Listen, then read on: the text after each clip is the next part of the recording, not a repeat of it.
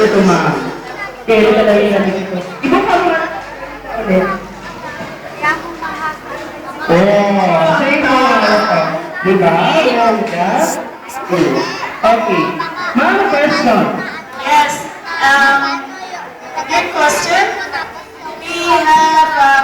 I will ask first, yes, Ria. What do you think is the best symbol of peace and why? Heart is the best symbol for peace. In one's is love, compassion, and empathy. So if we have peace in our heart, then we will have peace and unity in our nation. Thank you very much po. Napakagaling na kami sa book. Napakagaling symbol nga naman ma'am. Kasi po ako pa, di ba? Yung tanong niya is, po ang symbol ng peace.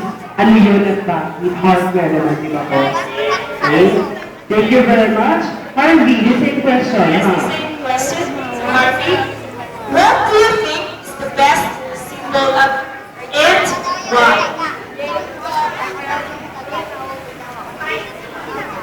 We all know that nations have always done some beautiful divine for their continent.